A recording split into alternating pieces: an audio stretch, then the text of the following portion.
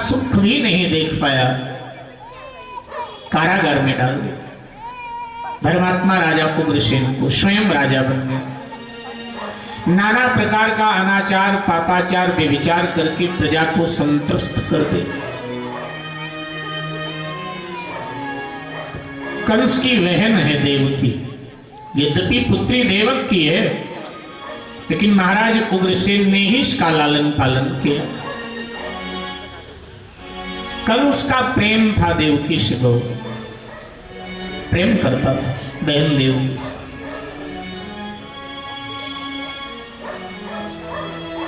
देवकी विवाह के योग्य है। कंस को लगा कि मैंने गलत तो किया है, पिता को कारागार में डाल दिया और इस बात की निंदा हो रही है राज्य में मेरे। कुछ अच्छा काम कर दूं तो निंदा वाली बात दब जाएगी, मेरे अच्छाई की लोग चर्चा करने लगेंगे। इस चतुराई से कंस ने काम लिया, सोचा देवकी का विवाह कर देता हूं। अगर देवकी का विवाह कर देता हूं तो फिर देवकी के विवाह वाली चर्चा लोग करने लगेंगे। पिता को कारागार में हमने डाल दिया, वो चर्चा दब जाएगी। लोग कहेंगे देखो अगला बाप बन करके बहन का ब्याह भी तो किया, हाथ भी तो पीला किया। मेरे भाई बहन, देवकी के लिए घर भर उसने देख लिया। वसुदेव जी महाराज के साथ देवकी का संबंध पक्का हो। थोड़ा समझिएगा, भागवत तो बहुत बार आप लोगों ने सुना होगा। वसुदेव को ही क्यों चुना कंस ने? एक राजनीतिक कारण था। हमारे पुराणों में बहुत सारी बातें छुपी पड़ी। वसुदेव को ही कंस ने क्यों उचित समझा अपनी बहन देने? कारण था वसुदेव से कंस को भय था, थोड़ा डर था। डर क्या था? पुराणों में कथा आती है, भागवत में प्रसंग नहीं है, अन्य अन्य पुराणों में है जी कि जब कंस दिग्विजय करने निकला तो मगध पर भी कंस ने आक्रमण किया, लेकिन मगध के राजा जरासंध से कंस पराजित हो। मगध के राजा जरासंध की 2 बेटियां हैं, आस्ती और प्राप्ति, बड़ी सुंदर है। कंस उन्हें पाना चाहता, लेकिन पराजित हो गया कंस। वसुदेव जी महाराज उग्रसेन के अधीनस्थ सामंत थे, माने एक बटालियन के सेनापति सामंत थे। तो जब कंस हार गया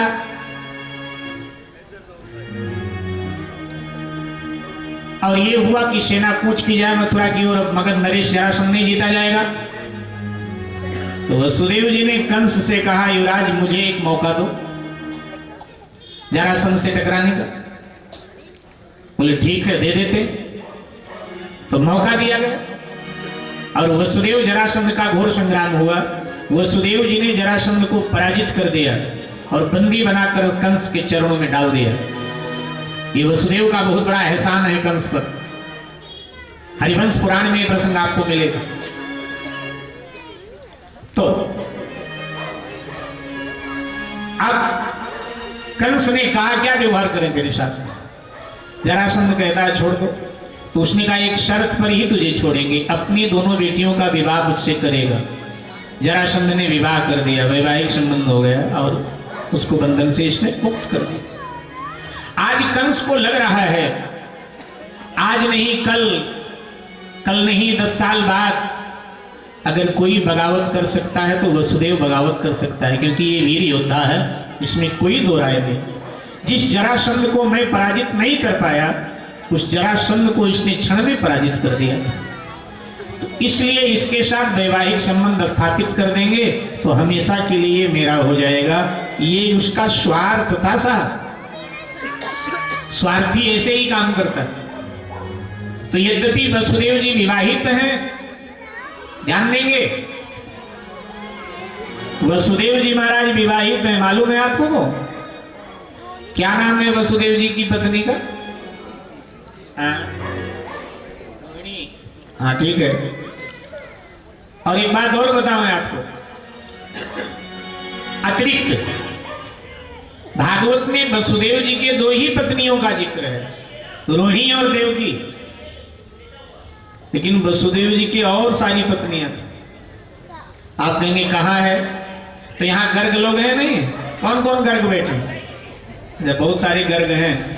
तो आप सब गर्ग जी के वंशज हैं। तो गर्गाचार्य जी ने, जो आपके गोत्र के ऋषि हैं, गर्गाचार्य जी ने एक ग्रंथ लिखा है जिसका नाम है गर्ग संहिता। गीता प्रेस गोरखपुर प्रकाशित करता है गर्ग संहिता। श्री कृष्ण कथा का रहस्य जानना है तो गर्ग संहिता जरूर पढ़ें। भागवत के जो अनुसुलझे पहलू हैं वो भी गर्गाचार्य जी ने उसमें सुलझाया है। तो गर्ग संहिता में मिलता है कि वसुदेव जी की इतनी पत्नियां हैं। जरा गिन लेना, मुझे गिनने में दिक्कत होगी, गिन लेना थोड़ा। पौरवी, रोहिणी, भद्रा, मदिरा, रोचना, इला और घृता। कितनी हो गई? 7। और देवकी 8वीं आ रही है। 7 पत्नियां थी उनके। अब कई लोग प्रश्न करते हैं कि इतना विवाह क्यों करते थे उस समय लोग?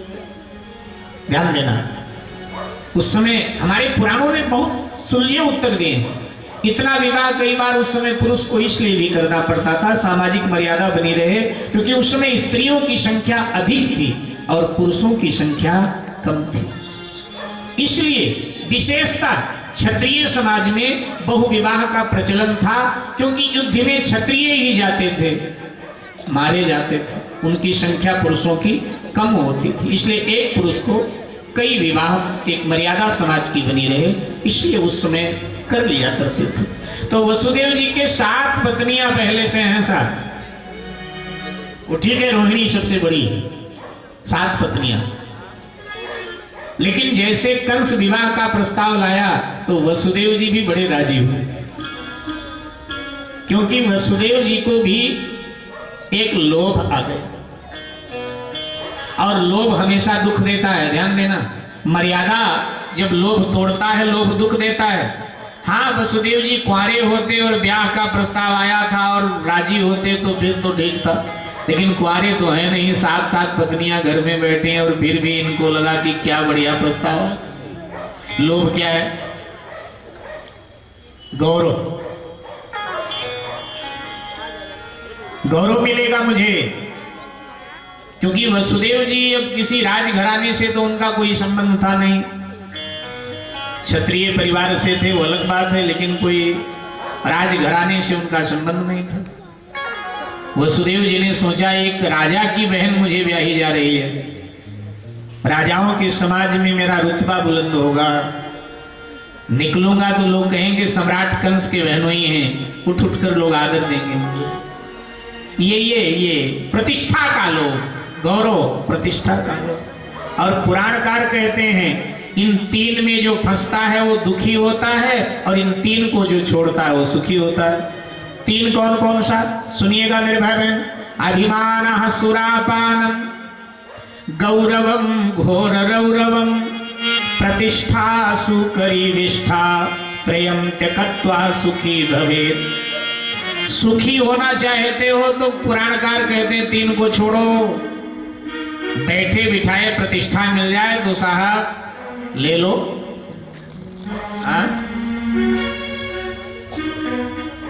लेकिन भाग दौड़ करके प्रतिष्ठा मिले, ऐसी प्रतिष्ठा को लेके करोगे क्या? घर में बैठो आराम से। मोहल्ले में विधायक जी आवे तो कई बार फोटो खिंचवाने के चक्कर में बगल वाले को धक्का दे देता है, गिर जाता है, हड्डी टूट जाती है, फोटो जरूर खिंचवाता है। विधायक जी के साथ फोटो होगी, मेरी भी थोड़ी प्रतिष्ठा होगी कि साहब की पकड़ विधायक तक है, फोटो है उनके साथ। अब ऐसी प्रतिष्ठा लेके करनी क्या है तुमको? बैठे बिठाए मिल जाए तो अच्छी बात है प्रतिष्ठा, और धक्का मुक्की देकर प्रतिष्ठा मिले तो दूर से हाथ जोड़ दो, नहीं चाहिए प्रतिष्ठा। तो अभिमान सुरापानम, गौरवम घोर रौरवम, प्रतिष्ठा सुकरी विष्ठा, प्रतिष्ठा को सुअर की विष्ठा के समान त्याग दे। पुराणकार कहते हैं त्रयम त्यक्त्वा, मानी इन 3 को जिसने त्याग दिया सुखी भवेत्, वो सुखी होता है। लेकिन वसुदेव जी में प्रतिष्ठा का लोभ आ गया। मेरे भाई बहन, सुखदेव जी ने विशुद्ध आत्मा को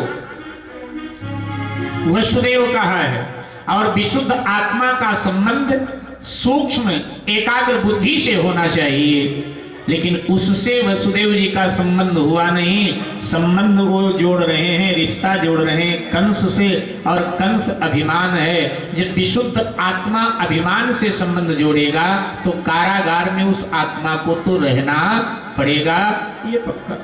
मेरे भाई बहन, विवाह हुआ वसुदेव देवकी का, विदा हुई दुल्हन के रूप में देवकी। वसुदेव देवकी दुल्हा दुल्हन के रूप में रथ में विराजित हैं, और कंस स्वयं रथ पर बैठ करके बहन को उसके घर छोड़ने जा रहा है। यदुवंश में ऐसा उस समय रिवाज था, परंपरा था कि जब बहन विदा हो तो उसका भाई रथ चलाकर उसके घर छोड़ने जाए। तो रथ चला के जा रहा, मध्य रास्ते में रथ पहुंचा तो आकाशवाणी हुई, हे कंस, जिस बहन को बड़े हाव भाव से तू उसके घर छोड़ने जा रहा है, उसकी 8वीं संतान तेरा काल होगी। जैसे कंस ने इतना सुना तो जो बहन के प्रति अंतःकरण में प्रेम था खत्म हो गया। सुखदेव जी ने टिप्पणी किया, सुखदेव जी ने परीक्षित से कहा, राजन, स्वार्थी का प्रेम तब तक रहता है जब तक उसके स्वार्थ में कोई बाधा ना आवे, और स्वार्थ में बाधा आते ही स्वार्थी प्रेम के संबंध को तोड़ देता, लेकिन परमार्थी सदा प्रेम करता। तो ये तो स्वार्थी प्रेम को भूल गया, स्वयं रथ से नीचे कूद पड़ा, और अब देवकी के केसों को पकड़कर घसीट कर रथ के नीचे जमीन पर पटक दिया। अपना पांव बहन के सीने पे रख दे। कहां गया वो प्रेम?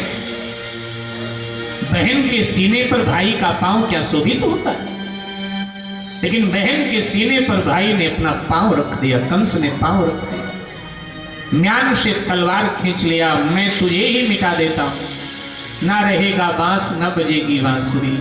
देवकी नहीं होगी तो देवकी की 8वीं संतान कहां से आएगी? देवकी रोने लगी, भैया मैं आपकी बहन हूं, मेरा इसमें क्या अपराध है? मैं क्या चाहूंगी कि आपका प्राण संकट में आवे? भैया मुझे क्षमा कर दो, मुझे क्षमा कर दो। कोई भाई अपने बहन की हत्या नहीं करता है, भैया मुझे मत मारो। रोने लगे। कंस ने कहा, मैं छोड़ूंगा नहीं, मैं मार डालूंगा तुझे। अब देवकी ने वसुदेव की ओर देखा, वसुदेव जी ने विचार किया,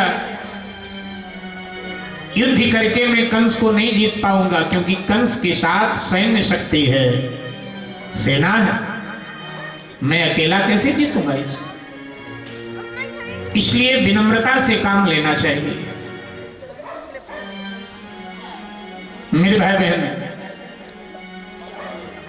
नाजुक स्थिति देखकर वसुदेव जी भी रथ से नीचे कूद गए, कंस के कंधे पे हाथ रखा और कहा, राजन, आपसे पहले किसी ने बहन की हत्या नहीं की है। बहन वंदनीय होती है, बहन पूजनीय भी होती है। अगर आप अपनी बहन की हत्या कर देंगे तो आपको अपयश ही मिलेगा, आपकी कीर्ति कलंकित ही होगी। इसलिए यह अबला है, अबला पर कभी पुरुष बल प्रयोग नहीं करता। अब तो वीर योद्धा है, अबला पर कभी पुरुष बल प्रयोग नहीं करता है। एक बात, दूसरी बात यह, अबला के साथ साथ आपकी बहन भी तो है, इसको छोड़ दो। कंस ने कहा, वसुदेव जी बात आपकी ठीक है, लेकिन अब मरता क्या नहीं करता, कैसे छोड़ो? इसकी 8वीं संतान मेरा काल होगी। वसुदेव जी ने कहा, मैं ये नहीं चाहता तुम मारे जाओ, मुझे तुम्हारी भी चिंता है। मेरे पास एक विकल्प है, वो विकल्प अगर आप मान लोगे तो देवकी के प्राण बच जाएंगे, आपका काम भी हो जाएगा। विकल्प क्या है? तो कहा विकल्प ये है कि आपको खतरा देवकी से नहीं, देवकी के संतानों से है। देवकी को आप छोड़ दो, देवकी के संतानों को मार देना। देवकी के जितने संतान हो वो मैं तुम्हें दे दूंगा, उसके संतानों को मारना, लेकिन देवकी को तुम छोड़ दो। मन में बात कंस के बैठ गई। कंस ने कहा आपने उचित समय पर उचित सलाह दिया, ठीक, आपकी बात मानता हूं। मैं देवकी को अब छोड़ रहा हूं, देवकी को नहीं मारूंगा, देवकी के संतानों को मारूंगा। लेकिन वसुदेव जी तुम भी सुनो, तुम्हारी बात मैंने मान लिया, अब हमारी बात तुम दोनों मानो। बोले क्या माने? कंस कह रहा है कि तुम दोनों के लिए अब हमारा मथुरा का कारागार है, वहीं जीवन बिताओ, छोड़ेंगे नहीं तुम्हें कि तुम अपने घर जाओ। पता नहीं हम तुम्हें छोड़ दें, हमको धोखा दे के निकल जाओ कहीं, तो हम कहां ढूंढेंगे तुम्हें। इसलिए मथुरा के कारागार में दोनों रहो, वहीं ये बच्चों को जन्म देगी, वहीं हम मार दिया करेंगे। मेरे भाई बहन, जिन पांव में अभी महावर सजाए गए थे उनमें हथकड़ी बेड़ियां डाल दी गई, और जिन हाथों में मेहंदी सजाई गई थी उनमें हथकड़ियां पहना दी गई, और मथुरा के कारागार में डाल दिया गया। कृष्ण का मिलना इतना सहज नहीं है साहब, इतना सरल। कृष्ण माने आनंद, कृष्ण माने सुख। इतने जल्दी थोड़ा सुख मिलता है, इतने जल्दी आनंद थोड़ा मिलता है। कृष्ण मिला जरूर वसुदेव देवकी को, लेकिन सहन कितना किया, कितना सहन किया है तो मिला।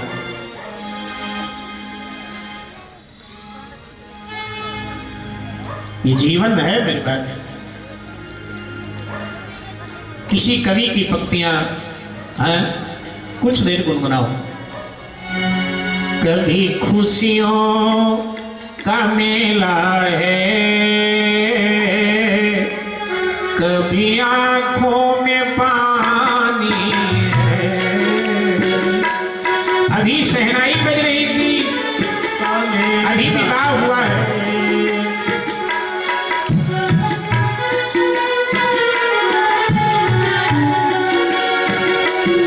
कभी खुशियों का मेला है, कभी आंखों में पानी है। कभी खुशियों का मेला है, कभी आंखों में पानी है। जिंदगी और कुछ भी नहीं, जिंदगी और कुछ भी नहीं, सुख दुख की कहानी है। जिंदगी और कुछ भी नहीं, सुख दुख की कहानी है। मेरे भाई बहन, कथा नाम है जीवन दर्शन का। तो जब कथा में बैठे तो अपने अपनी जिंदगी का दर्शन करें। आपके समस्याओं का उत्तर कथा में अपने आप आपको मिल जाएगा। कहां से गाइए? कभी खुशियों का मेला है, कभी आंखों में पानी है। कभी खुशियों का मेला, इसी का नाम जिंदगी। कभी आंखों में पानी है, जिंदगी और कुछ भी नहीं, सुख दुख की कहानी है। जिंदगी और कुछ भी नहीं, सुख दुख की कहानी है। सच पूछो तो दुनिया में बस रोना ही रोना है। सच पूछो तो दुनिया में बस रोना ही रोना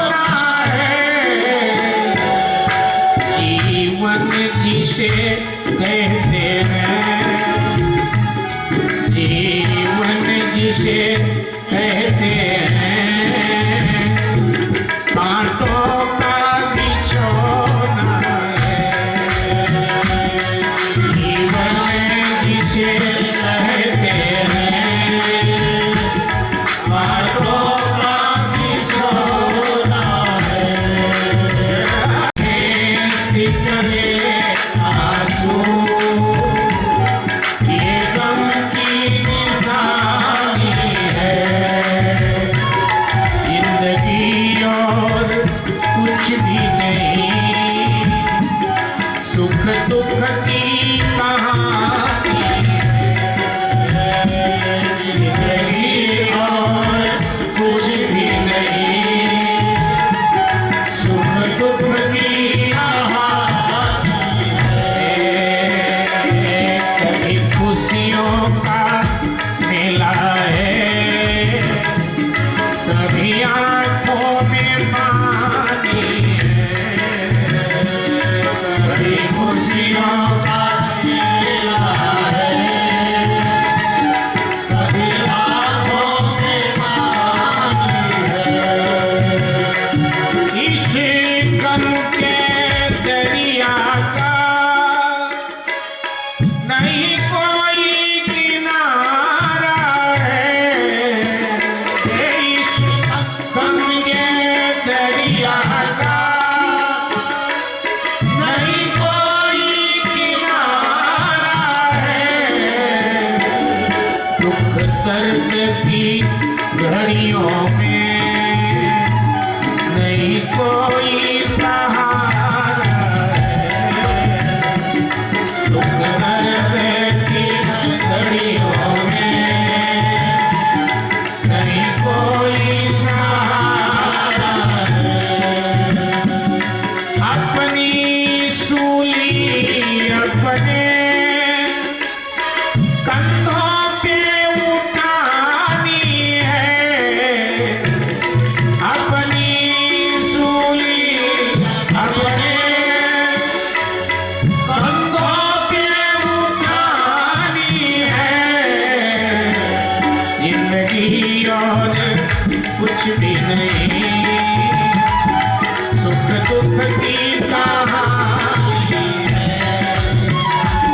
जिंदगी और कुछ भी नहीं, सुख दुख की कहानी है। जिंदगी और कुछ भी नहीं, सुख दुख की कहानी है। जिंदगी और कुछ भी नहीं, सुख दुख की कहानी है। कभी खुशियों का मेला है, कभी आंखों में पानी है। कभी खुशियों का मेला है, कभी आंखों में पानी है।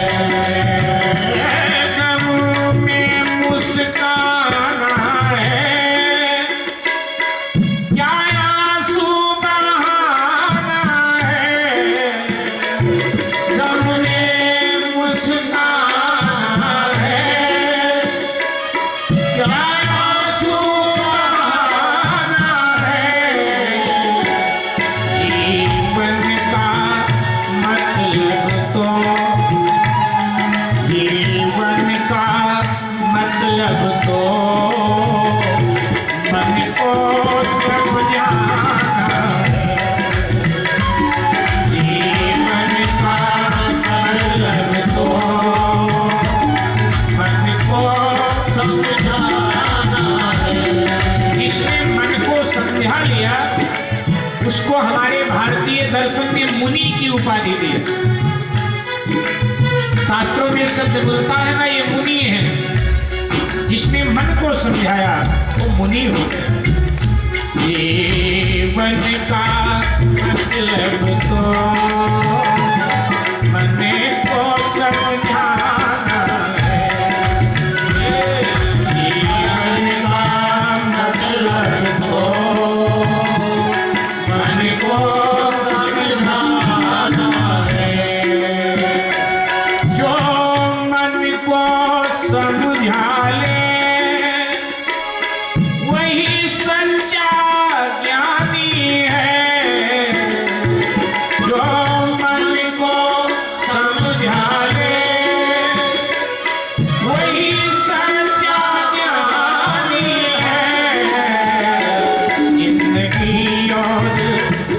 भी नहीं, सुख दुख की कहानी है,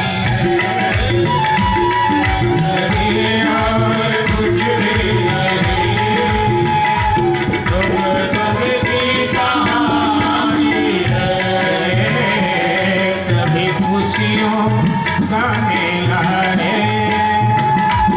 कभी आंखों में पानी है, कभी खुशियों का मेला है, कभी आंखों में पानी है, जिंदगी और कुछ भी नहीं, सुख दुख की कहानी है, जिंदगी और कुछ भी नहीं, सुख दुख की कहानी है।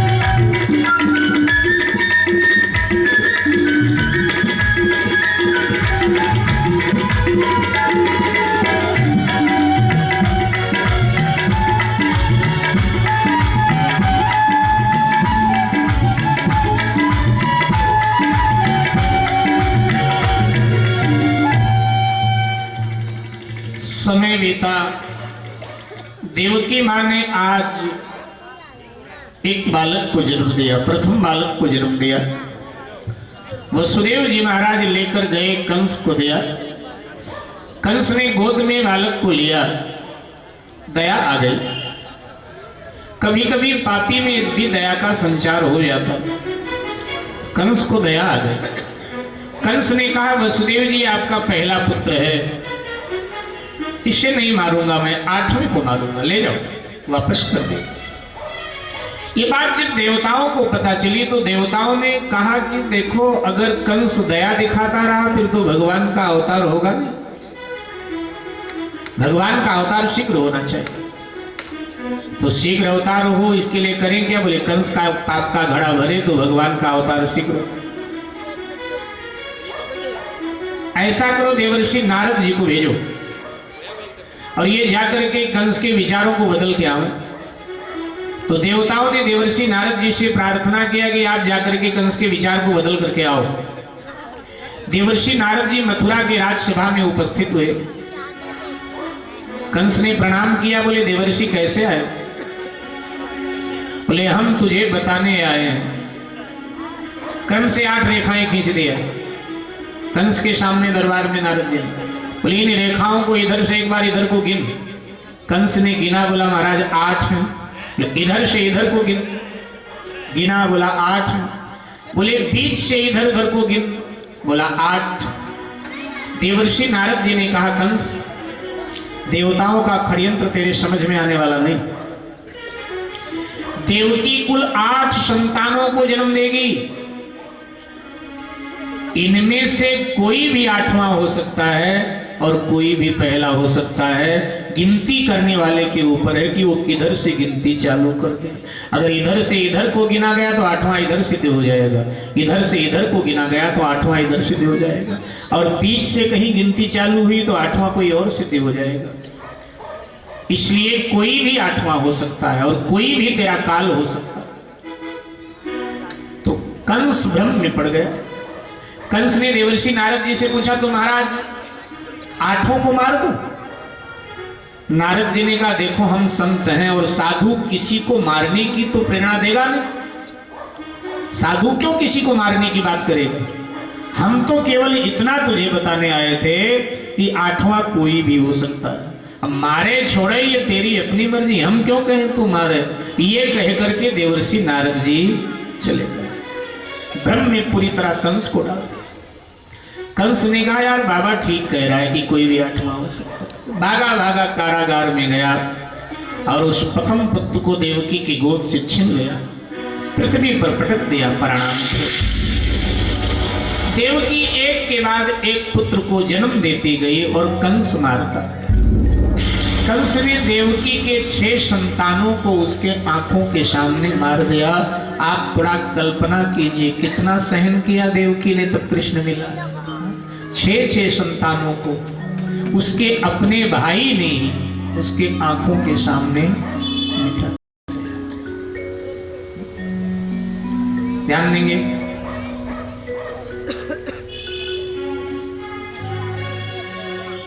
अब आप सब तो भक्त हैं और जो भक्त होता है वो कोई प्रश्न नहीं करता, लेकिन कई जगह तर्क शास्त्री भी आते हैं कथा में, तो कई तर्क शास्त्री लोग ये प्रश्न कर देते हैं, तो शायद किसी के मन में प्रश्न हो तो हम उसका उत्तर पहले देते चलते। कई लोग ये प्रश्न करते हैं कि देवर्षि नारद जी साधु हैं और जो भूमिका नारद जी ने निभाई, क्या साधु की भूमिका ये होनी चाहिए? एक बात। दूसरी बात, सनातन धर्म कहता है कि कर्म का फल ही सब भोगते हैं, तो इन बेचारों ने ऐसा कौन सा कर्म किया था 6 ने कि गर्भ की पीड़ा भी सहन किया और गर्भ से बाहर आए और मार दिए? ध्यान में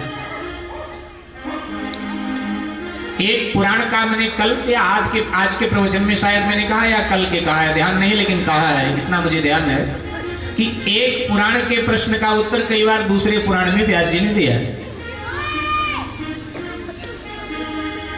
इस समस्या का निदान जो यहाँ प्रश्न उठता है इस 10वें स्कंद के प्रसंग में, इसका निदान वेदव्यास जी ने देवी भागवत में दिया। देवी भागवत है हमारे यहाँ ग्रंथ, इसमें देवी की कथा है। देवी भागवत में इसका उत्तर दिया। ये जो क्रम से देवकी के 6 पुत्र बने हैं, ये ब्रह्मा के मानस पुत्र हैं मरीचि, तो ये 6 मरीचि के पुत्र थे। इससे पहले एक बार इन 6 ने सामूहिक रूप से ब्रह्मा जी का अपमान किया और इतना अपमानित कर दिया कि ब्रह्मा जी रो पड़े। दुखी हो गए ब्रह्मा जी, और दुखी होकर के इन 6 को ब्रह्मा जी ने श्राप दे दिया कि देवलोक से तुम्हारा पतन हो, मृत्यु लोक में तुम्हें जन्म लेना पड़े, गर्भ की पीड़ा बर्दाश्त करना पड़े, और गर्भ से बाहर आओ तो संसार का सुख तुम्हें देखने को न मिले, मार दीजिए। इस श्राप ब्रह्मा जी ने दे दिया। मैंने दादा ने पोतों को इस श्राप दे दिया।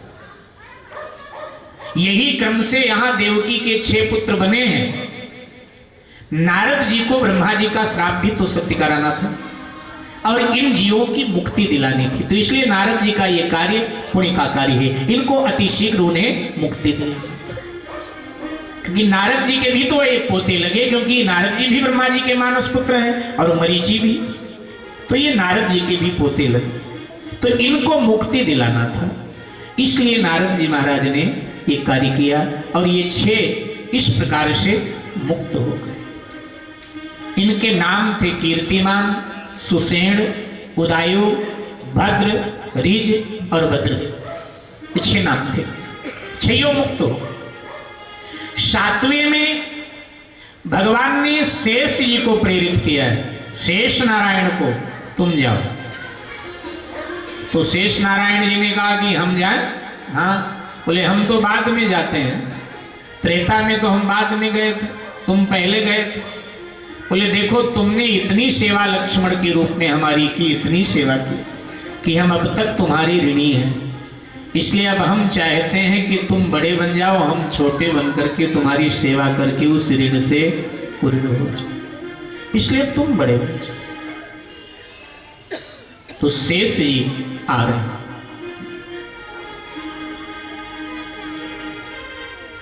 शेष माने होता है जिसका कभी विनाश न हो।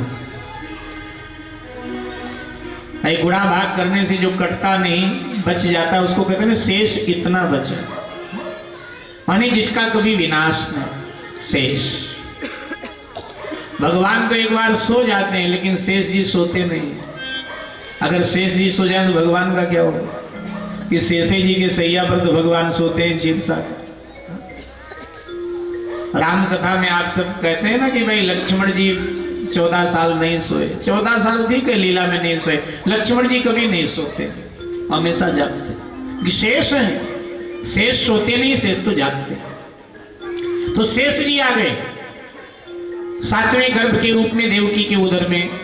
धीरे धीरे समय पूरा हुआ, और जब समय पूरा हुआ तो भगवान ने योग माया को आदेश किया, योग माया देवकी के उदर में जो बालक पल रहा है इसको खींचकर नंद गांव में, गोकुल में नंद राय के यहाँ, वो सुदेव जी की प्रथम पत्नी रोहिणी का निवास है, तो उनके गर्भ में इसको स्थापित कर दिया। योग माया ने रातों रात ये काम कर दिया। देवकी कुछ समझ नहीं पाई।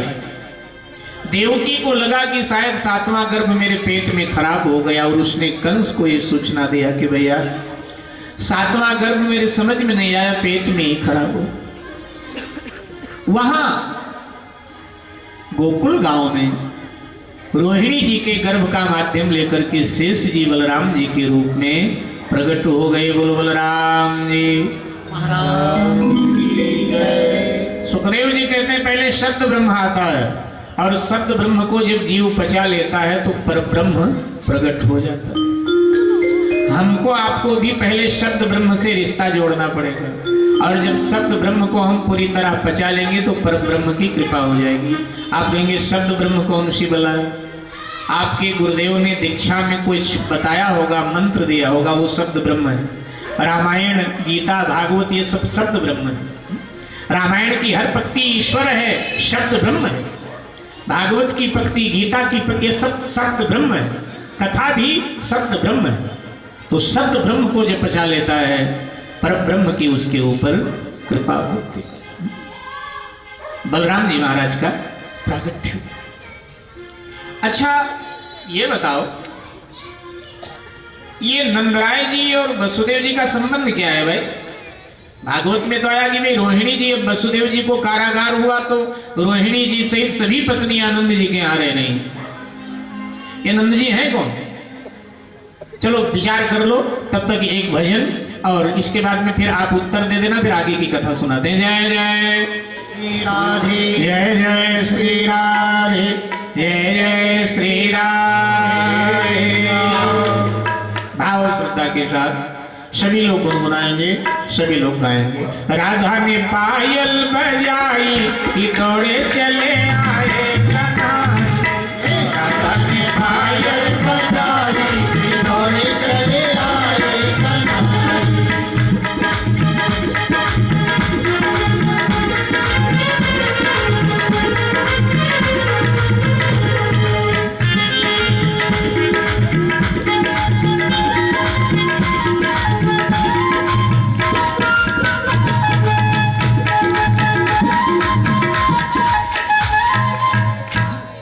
आज कुछ है क्या?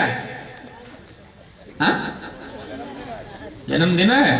अच्छा, लगता नहीं जन्मदिन, ऐसे सुस्त बैठे हैं।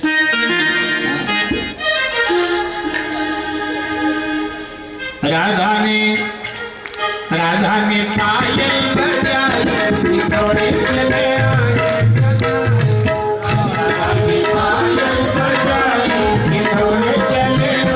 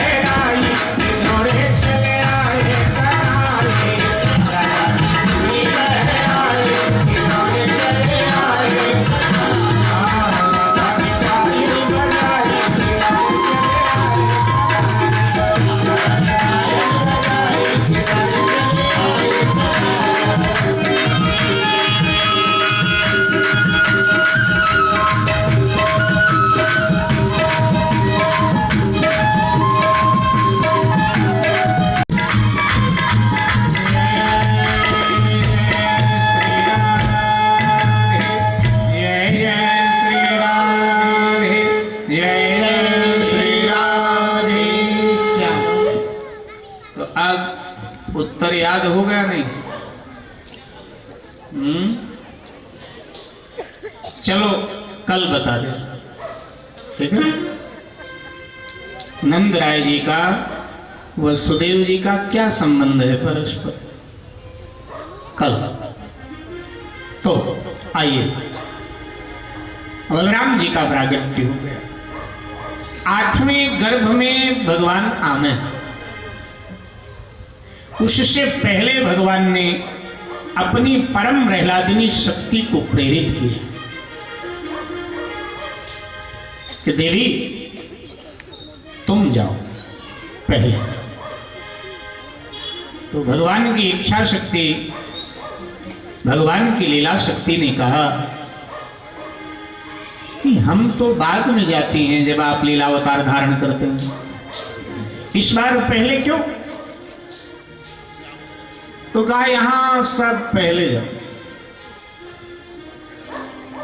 रामावतार की जो किशोरी जी हैं वो भगवान श्री राम से 9 वर्ष छोटी, सीता जी। सीता जी भगवान श्री राम से 9 वर्ष छोटी। तो रामावतार की तो किशोरी जी छोटी है, लेकिन कृष्णावतार की जो किशोरी जी हैं श्री राधिका जी, ये कन्हैया से ठीक 9 वर्ष बड़ी, पूरे 9 वर्ष। उल्टा रामावतार का ठीक उल्टा। तो कहा आप भी पधारो। कीर्ति और वृषभानु को राधा जी ने माध्यम बनाया। देख, ध्यान देना, भगवान अथवा भगवती जब प्रकट होती हैं तो कारण कोई भक्त बनता है, बिना भक्त के भगवान प्रकट हो ही नहीं सकता। अब यहां लड्डू गोपाल जी विराजे हैं, कोई भक्त नहीं है तो इनको यहां विराजित किया, माने कोई भक्त जुड़ा। भगवान के हर स्वरूप के पीछे किसी न किसी भक्त की कथा जुड़ी होती है कि भाई फला भक्त थे, उन्होंने इनको प्रकट किया। तो वृषभानु और कीर्ति मां का माध्यम लिया। राधा जी कहां प्रकट?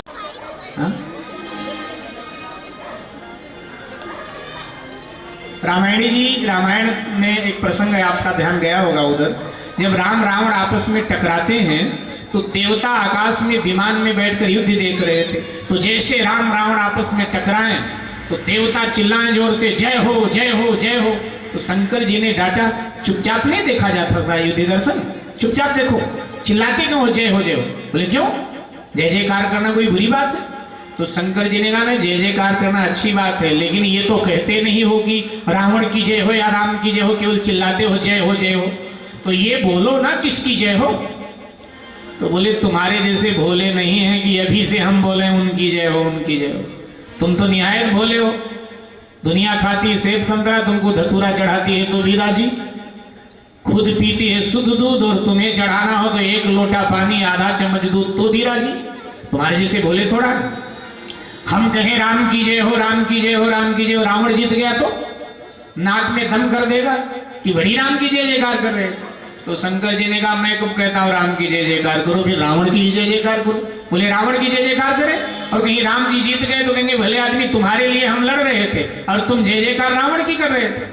तो इसलिए हम तुम्हारी तरह भोले नहीं हैं, हम तो कहेंगे जय हो, और जो जीत जाएगा कह देंगे हम तो भैया तेरी जय जयकार कर रहे थे।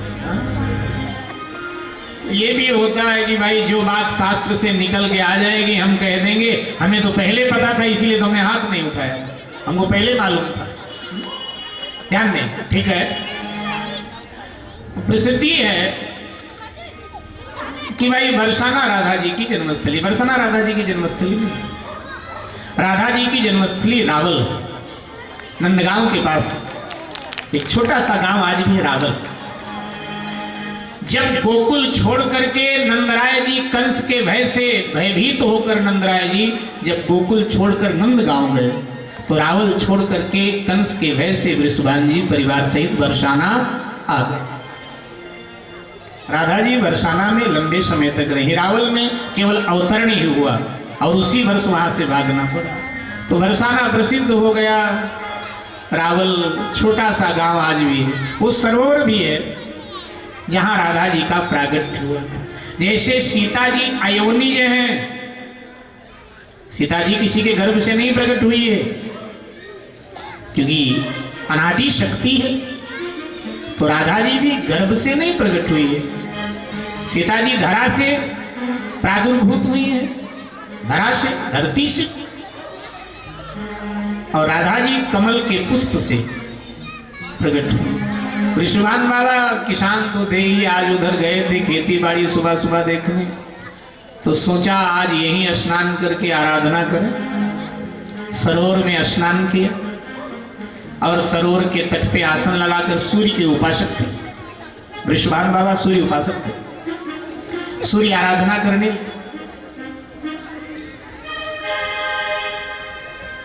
सूर्य आराधना से आरोग्यता की प्राप्ति होती है, ये ध्यान दें।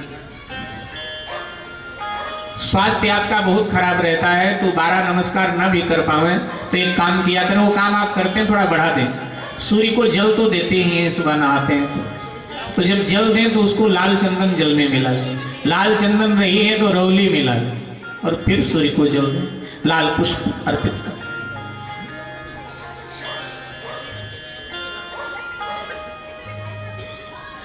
सूर्य पुराण में पुराणकार ने लिखा है कि निश्चित रूप से सूर्य की आराधना से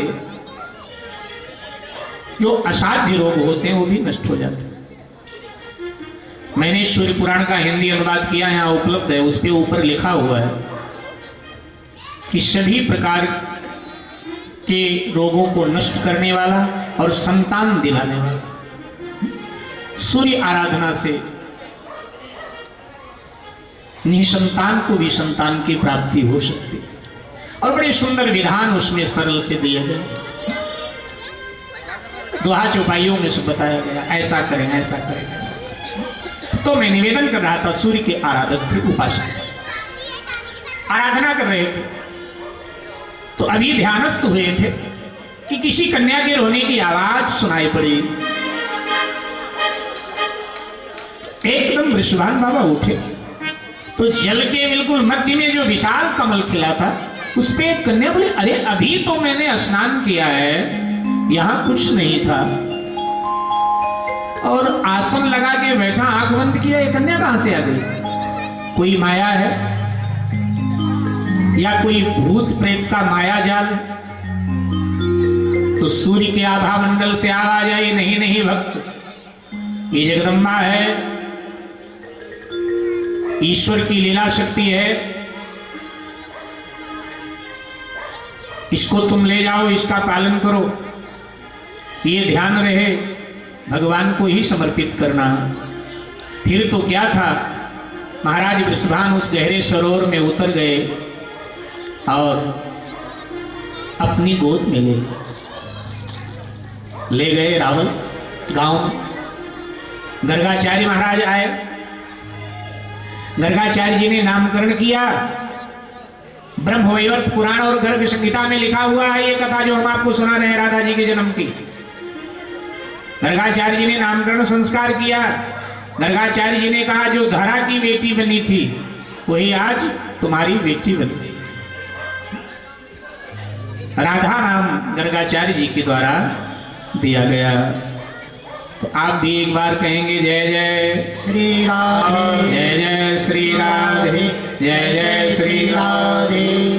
तो प्रागट्य स्थली तो रावल का वो सरोवर है, लेकिन फिर वृषभान बाबा सपरिवार बरसाना पधार गए। तो आइए बरसाना हम सब भी चलें, बिना बरसाना गए काम होना नहीं, तो इसलिए बरसाना चले और सभी लोग भाव से गाएंगे भी।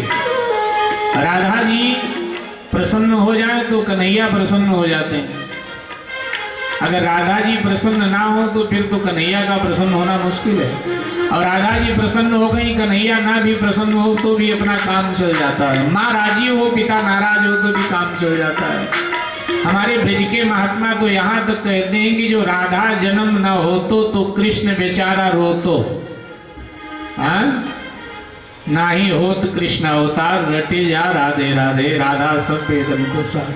तो आइए बरसाना चलें फिर, चलो ठीक है भैया, ले चलो बरसाना ले चलो। जय जय श्री राधे, जय जय श्री राधे, जय जय श्री राधे। जहाँ बरसाना है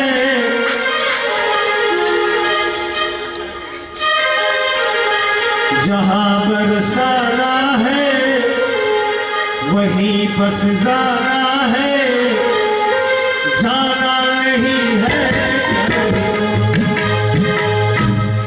बरसाने किसको किसको चलना है, जरा हाथ खड़े करके बोलो मन से।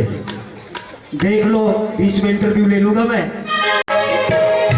जहाँ बरसाना है वहीं बस जाना है, जाना नहीं है कहीं को।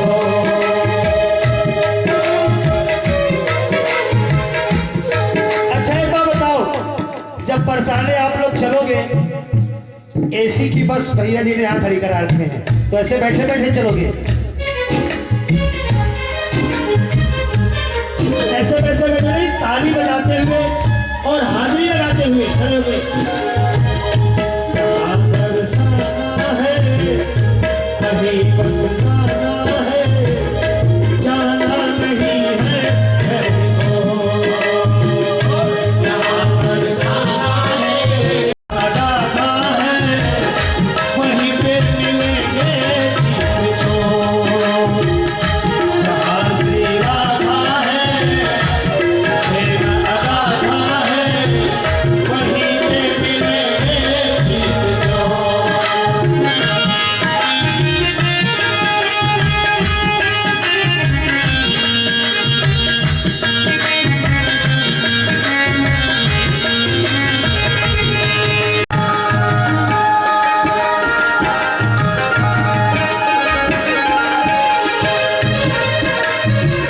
एक पौड़ी तेरे पहलक को मैं धोऊंगी, पौड़ी तेरे पहलक को मैं धोऊंगी। एक पौड़ी तेरे पहलक को मैं धोऊंगी, एक पौड़ी तेरे पहलक को मैं धोऊंगी। चोर डुलाऊंगी मैं सारे रन नहीं सोऊंगी, चोर डुलाऊंगी मैं सारे रन नहीं सोऊंगी। जहाँ राधे राधे नाम का, जहाँ राधे राधे नाम का चर्चा है बात है। जहाँ बरसाना है वहीं बस जाना है, जाना। जहाँ बरसाना है वहीं बस जाना है, जाना नहीं है कहीं को। जहाँ बरसाना है वहीं बस जाना है, जाना नहीं है कहीं को।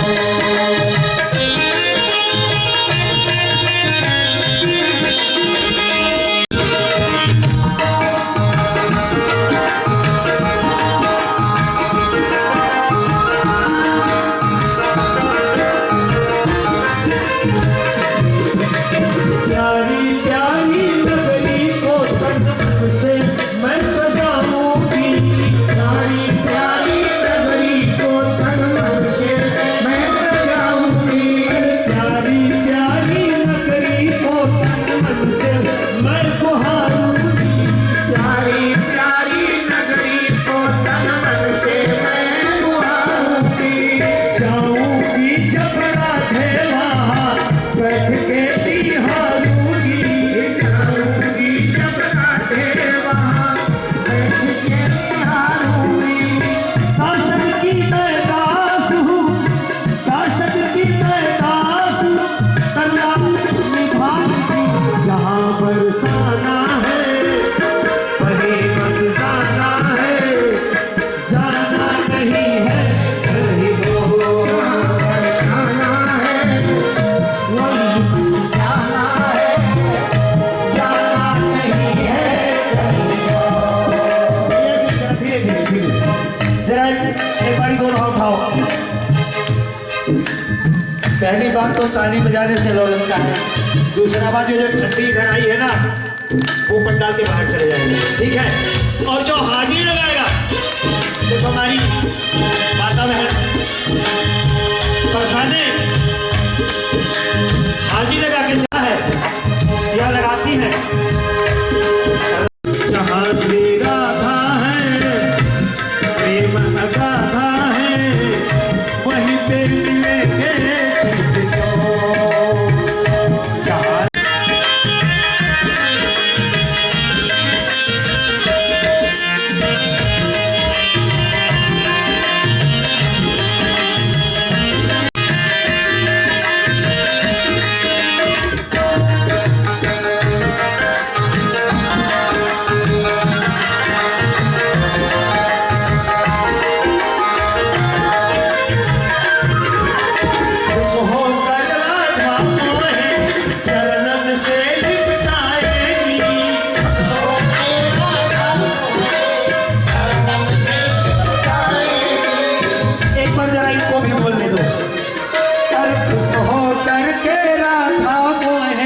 चरणन से लिपटाएगी, बोलो ताली बजा के। ये पीछे वाले ऐसे ताली बजा रहे हैं जैसे अब क्या बताऊं, और ऐसे नहीं, दोनों हाथ उठा के खुश होकर के राधा मोहे चरणन से लिपटाएगी।